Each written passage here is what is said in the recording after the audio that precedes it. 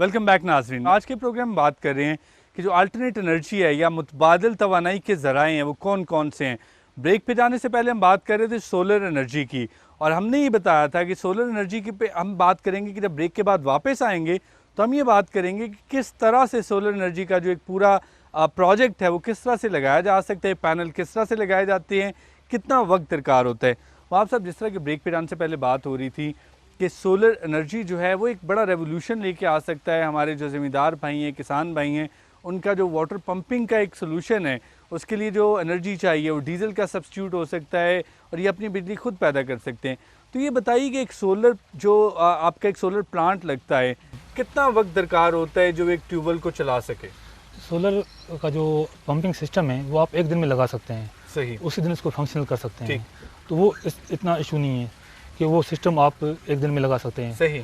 अच्छा, इसमें एक और चीज़ है कि आपको देखना होता है कि किस डेप्थ से पानी ले रहे हैं आप और कितना पानी आपको चाहिए, क्योंकि हमारे जो आम जो किसान भाई है वो आदि ये कन्वेंशनल सिस्टम से उसको जो उसकी लैंग्वेज में 4 इंच का पानी 5 इंच का पानी इसको चाहिए होता है। तो सोलर से अगर 4 इंच का पानी आप लेते हैं तो उसकी कास्ट बहुत ज़्यादा हो जाती है, और जितना गहराई से पानी लेंगे आप और ज़्यादा पानी लेंगे तो उसकी उस हिसाब से कास्ट बढ़ती जाती है। तो इसलिए थोड़ा सा इसमें फार्मर को भी आदी होना पड़ेगा कि और थोड़ा सा इसको, क्योंकि एकदम इनिशियल कास्ट देखता है कि 15 लाख 20 लाख या 10 लाख की कास्ट डालेगा, पानी भी थोड़ा मिलेगा, तो वो थोड़ा सा झिझकता है कि ये सिस्टम कितना कामयाब होगा। इसलिए थोड़ा फैमिली फार्मर को भी आदी करना पड़ेगा और समझाना पड़ेगा कि ये बहुत ही कामयाब सिस्टम है, मगर इसके लिए उसकी इनिशियल कास्ट है, उसके बाद 15-20 साल तक उसको कोई भी इसकी कास्ट नहीं है, कोई खर्चा नहीं करना पड़ेगा। और दूसरा ये कि इसमें आपको ये उसके मुतबादल मुकम्मल नहीं है, जिसमें आप जो पीटर इंजन से पानी लेते हो कि 4-6 घंटे में पानी पूरा हो गया आपका और आपने 4 इंच का पंप लगाया हुआ है। इसमें आप अगर छोटा पंप लगा लें, डीसी पंप, जिसमें 2 इंच की डिलीवरी हो, 2 इंच का पानी आपको मिल रहा हो, मगर सारा दिन मिल रहा हो, वो फ्री ऑफ कास्ट मिल रहा हो, यानी सुबह 7-8 बजे से लेकर और शाम 5-6-7 बजे तक आप पानी कंटिन्यू ले रहे हो, तो तकरीबन वही पानी आपका हो जाता है जितना पानी आप 2-3 घंटे में ले रहे हो पीटर इंजन से, और इसकी कास्ट भी आपकी रिड्यूस हो जाती है। अगर आप बड़ा सिस्टम लगाते हो तो उसकी फिर इनिशियल कास्ट बढ़ जाती है। और दूसरा इसमें जो इशू आता है वो है आपकी क्वालिटी का, कि बेहतर अच्छी क्वालिटी। इससे पहले कि हम क्वालिटी पे मूव करें, ये बताइएगा जिस तरह आपने बात की कि 2-3 घंटे में जो आप 4 इंच के डायमीटर से पानी ले रहे हैं, अगर आप 2 इंच का डायमीटर लगा लेंगे तो आप पूरा दिन वो पानी से हासिल कर सकते हैं। ये बताइएगा कि इसकी कोई मेंटेनेंस तो नहीं होती है बहुत ज़्यादा, चूँकि मैं चाहता हूँ कि जो किसान भाई इस वक्त प्रोग्राम देख रहे हैं वो पूरे के पूरे प्रोसेस को समझें।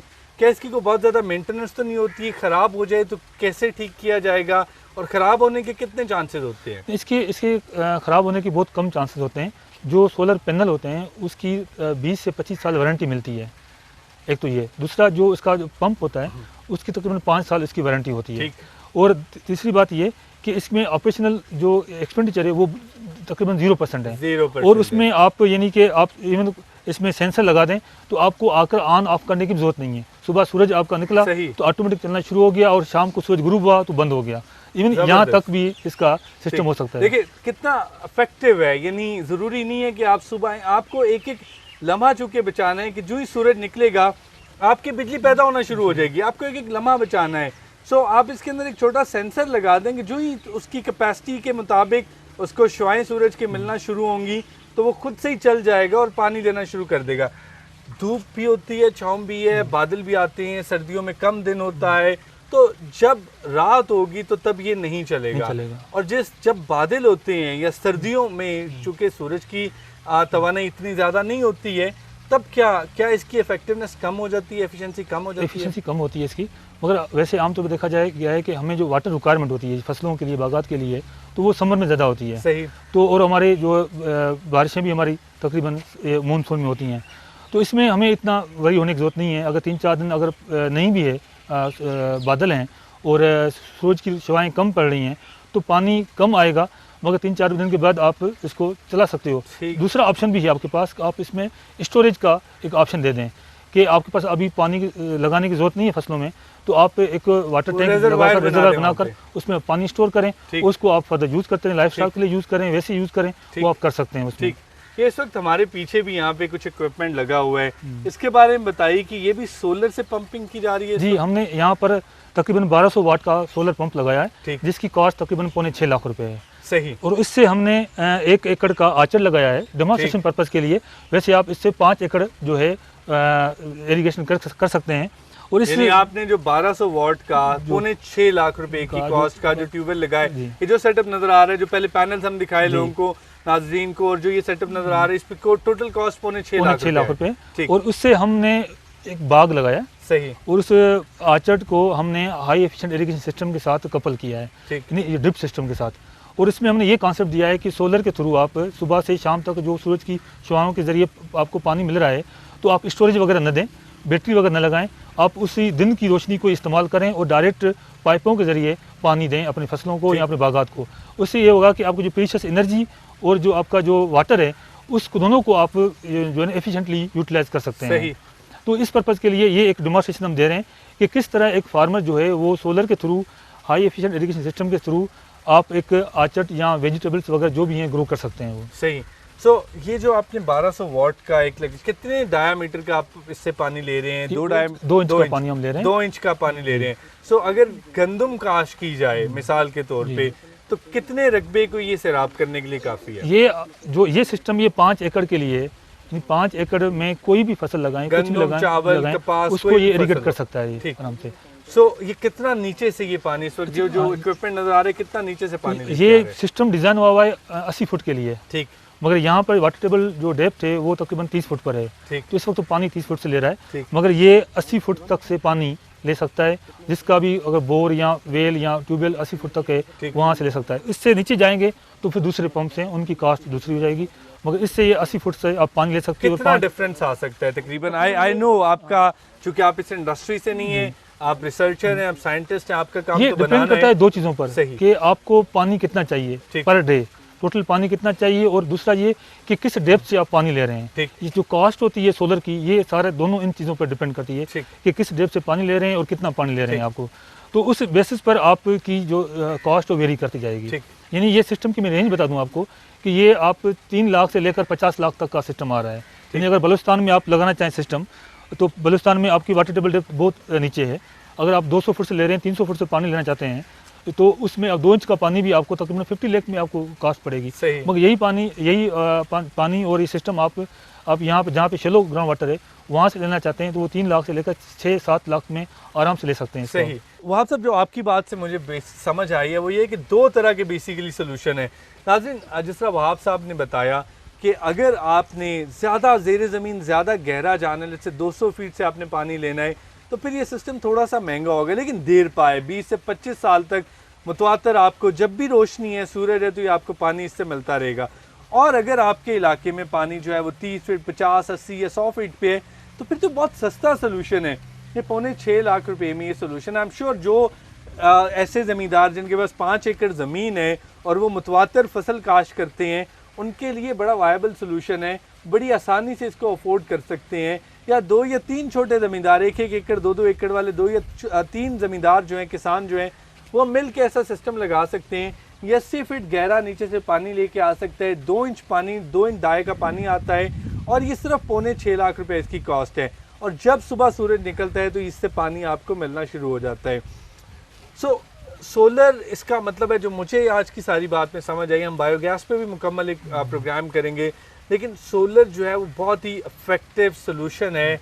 जिस तरह से पाकिस्तान में कहा जाता है कि 320 से भी ज़्यादा सनी डेज यानी रोशनी वाले दिन होते हैं जिन दिनों में सूरज होता है। तो क्या वजह है कि अब क्या करना होगा?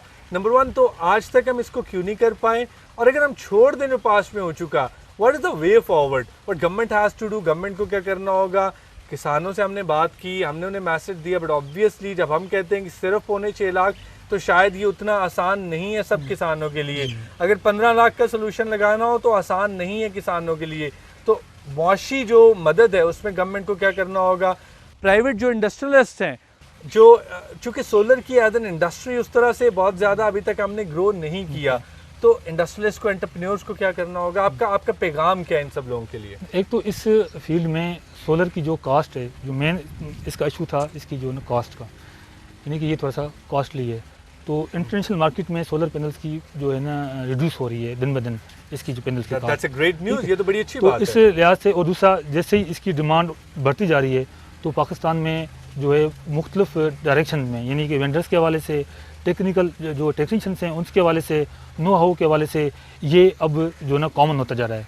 जिस तरह मोबाइल पहले नए नए आए थे तो बहुत महंगे थे, तो अब इस तरह ये सोलर पंप जो हैं अब जो अब काफ़ी मुख्तलिफ कंपनीज आ गई हैं और गवर्नमेंट के मुख्तलिफ प्रोजेक्ट्स जो है ना वो लॉन्च हुए हुए हैं, मुख्तलिफ NGOs काम कर रही हैं।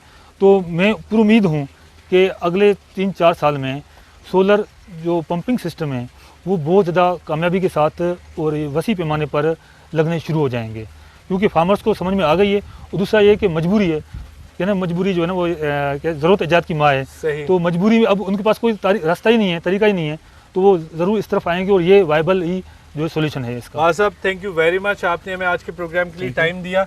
नाज़रीन, जैसा वहाब साहब ने कहा कि 3-4 सालों में, मैं एंड पे ये कहना चाहूँगा कि अपनी मदद आपके तहत तो शायद 3-4 साल हमें लग जाए, लेकिन हमें इसे फास्ट ट्रैक पे करना होगा। मैं पंजाब गवर्नमेंट से रिक्वेस्ट करूँगा, KP की गवर्नमेंट से रिक्वेस्ट करूँगा, सिंध बलोचिस्तान गवर्नमेंट से और सबसे बढ़ के फेडरल गवर्नमेंट से रिक्वेस्ट करूँगा कि जिस तरह से आपका मैंडेट था, आपने कहा था हम छोटे कर्जे देंगे, हम किसानों के, काश्तकारों की भलाई के लिए काम करेंगे, प्लीज़ ये कर देंगे। सबसे बड़ा भलाई का काम है। आप अपने तौर पे भी रिसर्च करें, PRC के साथ मिलकर रिसर्च करें, PRC बता रहे हैं, आप ही के लोग बता रहे हैं।